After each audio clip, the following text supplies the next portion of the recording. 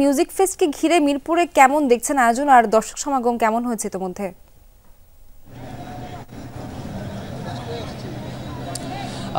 আয়োজনটা যদি বলি, রাফা তিনি প্রথমে পারফর্ম করেছেন, পরবর্তীতে একটা মোটামুটি একটা সভার মতো আয়োজন করা হয়েছিল, যেখানে বক্তব্য রেখেছিলেন ক্রীড়া উপদেষ্টা আসিফ মাহমুদ, সঙ্গে মঞ্চে ছিলেন বিসিবির সভাপতি ফারুক আহমেদ।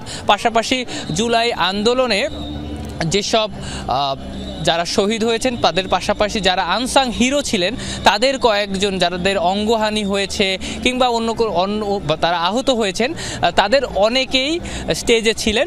এবং পরবর্তীতে মাইলস পারফর্ম করবে, জেফার পারফর্ম করবেন, মুজা পারফর্ম করবেন, হান্নান পারফর্ম করবেন এবং রাত 8:30 নাগাদ এই আয়োজনের যে মূল আকর্ষণ রাহাত ফতে আলী খান, পাকিস্তানি কিংবদন্তি সঙ্গীত শিল্পী, তিনি পারফর্ম করবেন।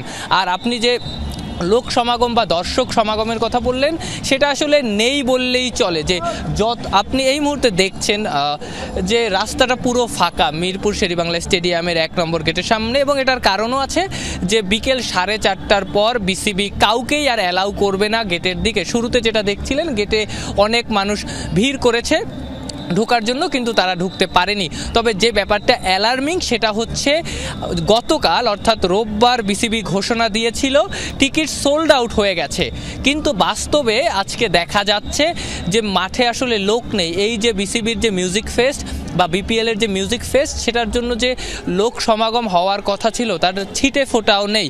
এবং এটার কারণ হিসেবে দেখা যাচ্ছে অনেক টিকিটই আসলে ব্ল্যাকে বিক্রি হচ্ছে এবং অনেক ব্ল্যাকারই আসলে ধরা পড়েছে। আমার ক্যামেরায়ও টিকিট ব্ল্যাকাররা ধরা পড়েছেন। ধন্যবাদ।